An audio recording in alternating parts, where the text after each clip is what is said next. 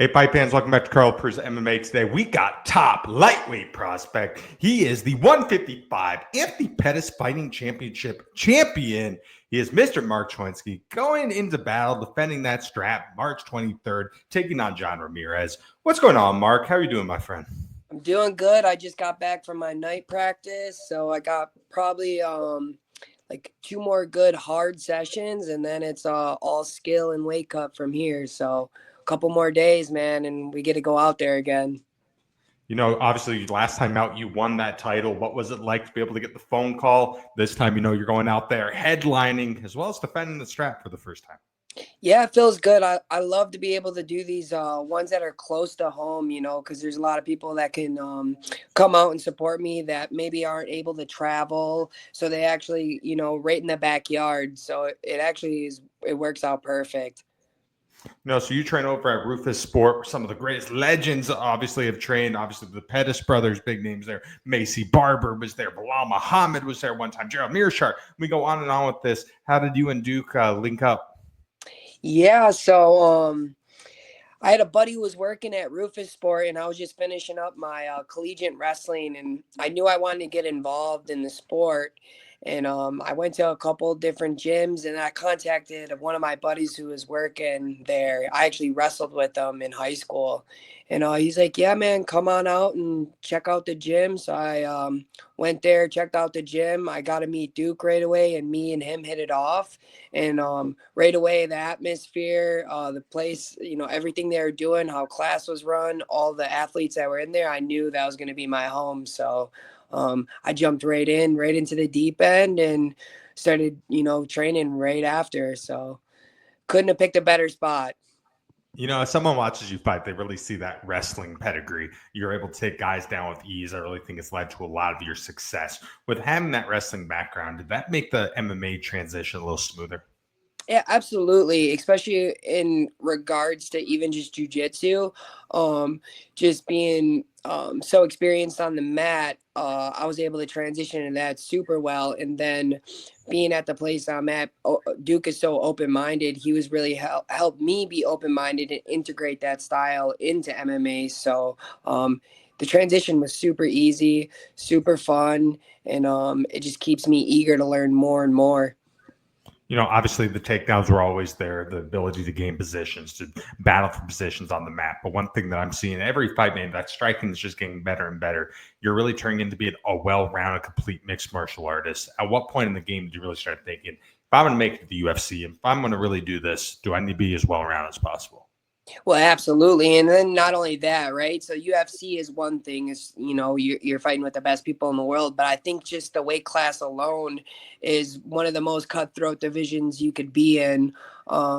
Even if you look at the low, like, I mean, you can call them low level, right? The entry level guys at 155, it's just death row, man. You just got killer after killer. So if you're lacking in any area, you're going to get exposed, and you're going to get exposed quickly. And unfortunately, in this sport, it's very deadly to be in there with any type of hole in your game. It's kind of cool now. We're seeing mixed martial arts. It's evolved and it has grown so much. 20 to 25 years ago, people was calling this human cockfighting. They thought people who did this should be in prison and all this crazy stuff. And now we're actually seeing organizations like Anthony Pettis Fighting Championship that act as feeder leagues. You have these LFAs and these other really big promotions where, if you fight there, Sean Shelby, Mick Maynard, they're watching. It's going to make your transition to the Contender Series. It's going to make your transition to the UFC a lot easier and a lot smoother. Obviously, from being from Milwaukee, I'm sure Anthony Pettis is a guy you probably was a fan of growing up for a long time. When you first found out that he was starring this promotion, right away, was it, yeah, one day I'm fighting on this thing? Yeah, absolutely. So I signed with him under his management company. So he's been mentoring me pretty much from the beginning. So I've been close with Anthony. I like how he does business. I like how honest he is. And then just getting to work with him and his brother, and then all the other athletes in the gym. I knew it was definitely a Premier League. And I know how, Anthony rolls. When he does something, he's all in. He's got that championship mindset, and I knew it was going to be big right off the bat. So it really fell into place really smoothly. You know, one thing we're seeing today in the world of mixed martial arts, the sport's gone so mainstream, which is great. And one thing you're really starting to see is the rise of entertainment and personality. I mean, let's be real. There's guys that put on straight facades. They're characters. They're people they're not because they know it's going to give them title shots. Know they're going to get the UFC quicker. It's going to get them bigger draws, maybe easier opponents. It's going to show favoritism to them. How do you think personality and entertainment has impacted mixed martial arts? Yeah, I mean, it's definitely a huge part. I think a lot of people put their chips on that side of the game, and it is a part of it. I do recognize it. I do see it, and I do see how it can play a role in the importance of being able to promote yourself and get the spotlight and get the views and the looks that you need. But I think right now with social media in this day and age, people bank a little bit too much on that because, if you're spending a lot of time investing in that side of the game, you're kind of lacking in the other areas. For me, I'd rather go out there and put on a show and, keep winning, keep busting heads and focus skill based than, be the social media master and have the huge following. Because if I keep going out there and getting better and starching people, everything else will fall in line. You know, in addition to the rise of entertainment personality, something I'm really starting to see in this day and age of mixed martial arts is how business driven this has become. And it's all different aspects, man. Who you're fighting on the regional scene. I guarantee you're a guy, it's tough to find fights because no one with the right brain wants to fight you. It's not a good business move. Then it's who do you do interviews with? What are you posting? Where are you training? Who's your management? All these things are business decisions. Is this something that you're viewing as a business? Yeah, I mean, I'm definitely looking in the aspects of that because it's a huge part. Most people don't understand that. They think you go out there and you get a fight whenever and who against whoever. But like you just said, you just broke down, major parts of what's happening behind the scenes. Some fans get it. Some people understand it. Like yourself, you understand that there's a lot of parts to this that are moving. But I'm definitely considering everything because where I'm at. I want to get there and I want to compete with the best. So everything is in consideration. I have the right peers, mentors in my corner, helping guide me so I make the right decisions.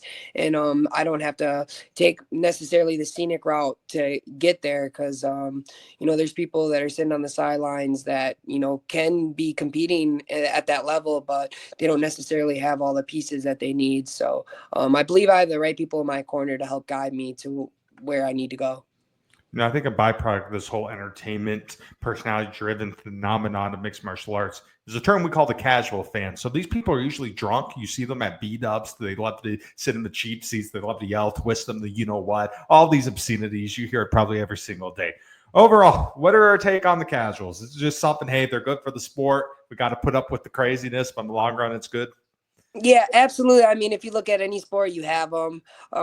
At first, I used to read some of these comments on even like big names, and I would be like fuming, be like, "What the hell are these people saying?" But the more and more deeper I get into it, the more and more I see, I kind of desensitize to a lot of that. It's a part of it. Can't get worked up. I'm from Wisconsin. All we do around this area, everybody's drinking and partying. So I know a drunk asshole pretty well. So I don't get worked up about it anymore. We definitely need them because those guys are still going to show up, show out, and support. But then, always got something crazy to say that doesn't make sense. You just got to take each one with, a grain of salt. You know, I think the casuals watch the sport. You know, they look at the big names, they look at the Showtime Pettises, the Jorge Masvidals, the Conor McGregors, and they're like, wow, being a fighter, this is the greatest life ever. They see the fame, the glory of it. Little do they know, man, battling on the regional scene, you're losing money for the most part. A lot of guys have that 9-to-5 job. Throw a wife in there for some, throw kids in there. Pay to train, wake up early, miss birthdays, weddings, Thanksgiving, don't see family members much. Stay up late, do this almost every single day just for the opportunity to try to fight in a big show. You've been doing this for a few years now, and you're getting really close taking it to that next step. What's made you keep going and keep going? Yeah, absolutely. I mean, you nailed it right on the head. It's we are paying for the chance and the opportunity to make it to the big show. Nothing is guaranteed in this sport, but that's like one of the things that excites me. I'm a passionate guy, so I pour my whole entirety into this, and I'm giving everything, whether it's financially, emotionally, physically, everything is being poured into this. So, that's what really keeps me, and my purpose is that I want to be able to, achieve something great. And this is something I've already naturally gravitated towards. It's something that's always interested me and something that's meant something to me. So, being able to do that is like second nature. It's pretty easy for me to just want to show up every single day and get better. Progress is something that just keeps my ticker ticking, You obviously haven't made it to the big shows quite yet, but you did have an opportunity to find a big show that didn't fully work through. Obviously, won championship. Is that something maybe still consider one day down the line? Yeah, I mean, ultimately, I want to be at the UFC. I think that's going to be my home. I think that's somewhere I'm going to be there for a long time competing. And when I visualize and I'm manifesting these things, that's where I see myself. I see myself lacing up those UFC gloves, and I see me getting there with the biggest, baddest dudes, and the matchups there are endless. So ultimately, that's the goal. That's where I want to be, and that's where I want to fight. Manifestation definitely a trend amongst fighters. Do you feel that fighting is more mental than is physical? Yeah, absolutely. And I think visualizing is a massive part. It's been a part of my entire athletic career. It's something that I've done since I started wrestling. Visualizing and seeing these things to really make it come true. The law of attraction is important. So if you don't have self belief, it's going to be a freaking scary night going out there in the cage. So you got to have that. I think it's so important, and it's definitely a part of the mental reps that you need to be able to be successful. Your last time out, you won your first professional title. Obviously, a huge contest, Anthony Pettis FC. Was that one of those moments where you got to really reflect on the sacrifices you made so far in your career and be like, yeah, this is worth it? Yeah, absolutely. Being at the hometown, having everyone there, that felt great. And then get someone that like really was showing up to, he wanted to whoop my ass. So I give him props. He was a tough kid. Looking back at it, there's a few adjustments I could have made to get him out there. And that's the journey I'm on right now, just continuously getting better and trying to make those little adjustments so I can get it done. But it felt great. It definitely did. But I'm not, popping bottles and celebrating yet. I feel like I'm just getting started here, and I'm really just starting to come into myself and understand this sport because, like you said, it's growing so fast and adapting. If you look at it from 10 years ago, it's a whole different, sport in itself. So it's going to keep growing. People are starting to train it as mixed martial arts. Back in the day, everyone was in single disciplines coming in. So now you have these kids that are training mixed martial arts, and you're starting to see the creativity and the things that they're doing. It's, really unbelievable. So what's going to happen in the next 10 years? I think it is crazy. You mentioned a really good point because 20, 25 years ago, the days of, you have the Chuck Liddells, the Mark Coleman's, all those guys, man, those guys were starting at like 30, 35 years old, a very minimal experience just because this wasn't offered at many places. They didn't have many gyms. Now you have 6-year-olds starting to do jiu-jitsu classes and wrestling. By the time they're 18, they're competing as an amateur level. By the time they're 21, I mean, they're pros. They're in the UFC at 23, 24. It's like 7, 8, 9-0 guys. Is this just something we're going to continue to see get crazier and crazier and crazier as we go here? Absolutely. I think we're not even close to hitting that wall yet. There's going to be, I think we still have many, many years before we start to plateau and things start to level off. But like with technology, resources, I mean, you have all this knowledge at your fingertips if you really are, willing to go out there and seek this information. Back in the day, you never had that. Like people don't have the type of film that we had now. Back in the day, I couldn't imagine trying to figure out how to find fights for one of your opponents when it's an easy Google search for us. So, with everything considered, it's gonna continue to grow exponentially. So you're taking on John Ramirez, headlining March 23rd, big main event contest here. Overall, what do you think of him as an opponent? Yeah, absolutely. I think it's an awesome matchup. and I think he's a tough kid. The way I'm training for him, I'm training for the best version of him.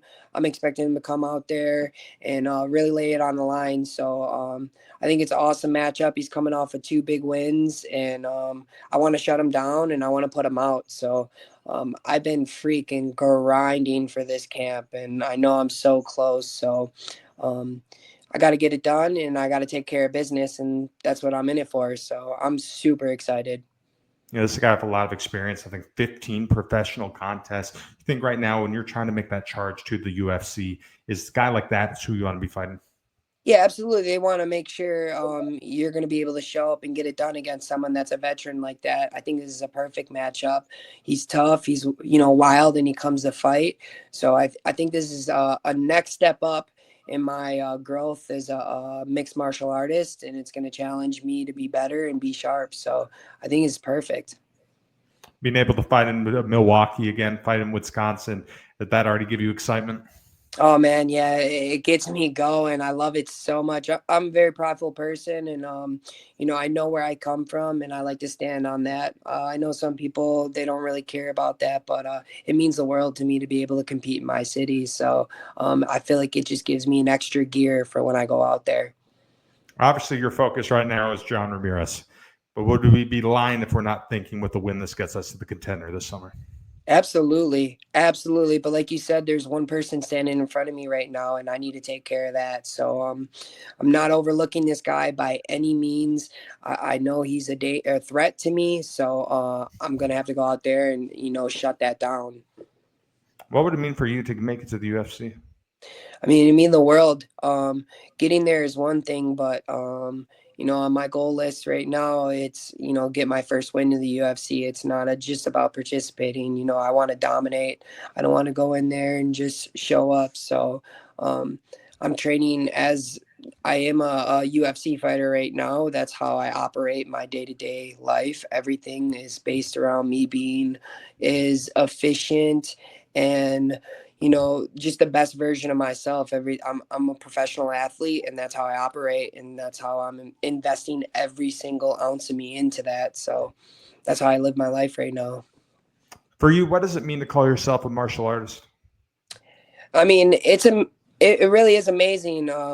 People throw that around, kind of wild, but it means a lot to me, and depends on how you look at it, but you can get really deep into it. I feel like for me, it's more than just this barbaric sport. It is a lifestyle, because if you have a 9 to 5, you get to go home and you get to be a completely different person than if you're at your job and you have customer service and you have to act a certain way and kind of put on a facade. But for living as a mixed martial artist, you're living that lifestyle. You're living that from when you wake up to when you fall asleep. And it's what I like to say is, because I get to travel the world a lot and compete at these different gyms, I've got to practice and fight against people that do not speak English. They speak their native language. And there's one thing that we all speak. It's, martial arts. So I think it's way deeper and more beautiful than the average person will be able to ever tell. So if you're not in it, you'll never get to experience it or understand the depth of that. You're in a position in your career right now where you're really starting to get some attention. What's it like now being able to check Instagram and, you're seeing younger fighters, you're seeing kids message you. I mean, like, I'm looking up to you. I want to get to where you're at.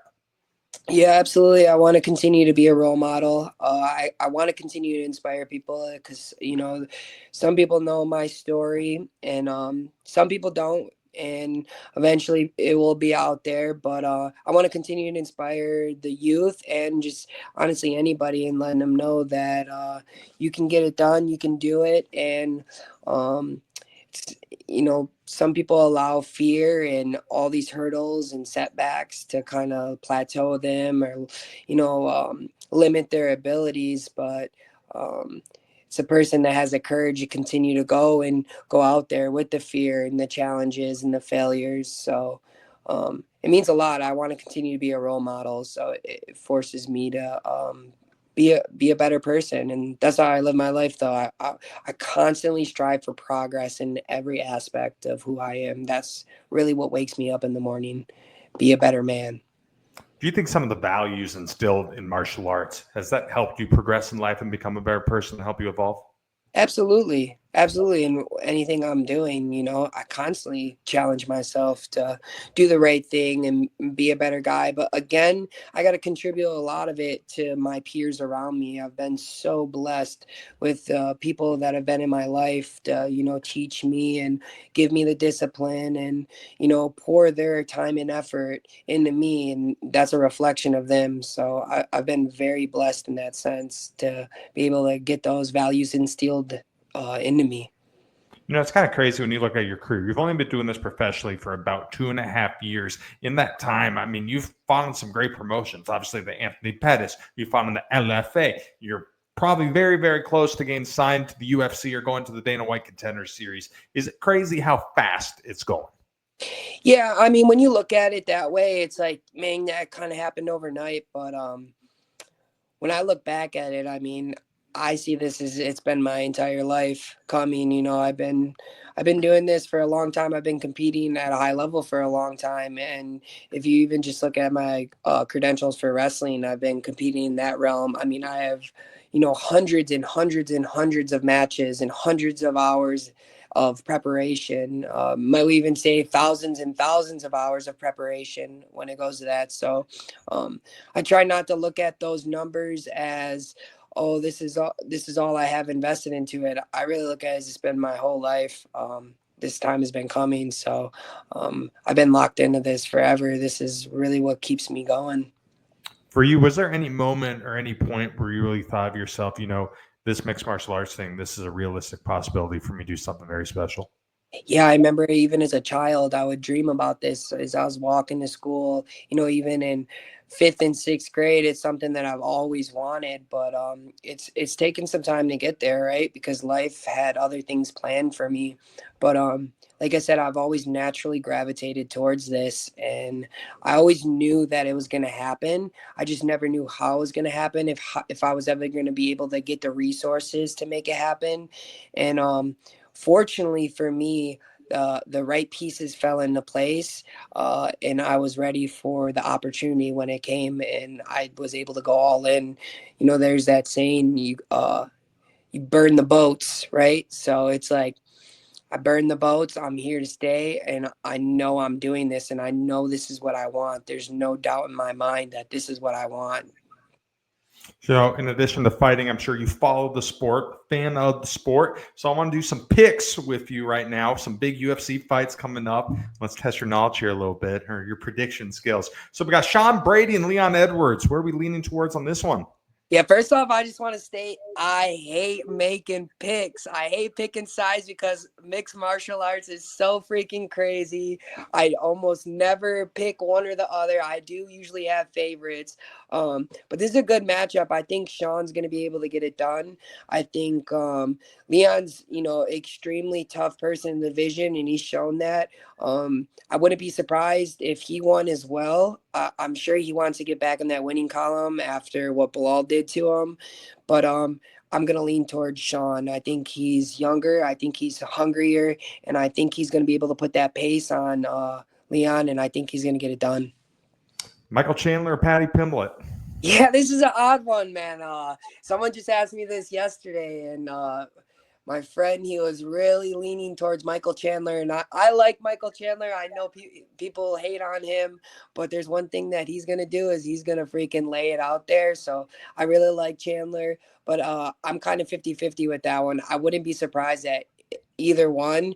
Michael Chandler shown that he's extremely hard to finish. So, like, especially in the grappling department, I feel like that's where if Patty had any success, it would be in the grappling. But I also wouldn't be surprised if Chandler freaking hits him with the overhand. The way Patty kind of his posture is, I could see Patty going to sleep, being, Michael Chandler being the first one to put that, what do they call them, Mishkausers, put his ass to sleep. So I wouldn't be surprised for either one. I'm kind of standing in the middle between them two.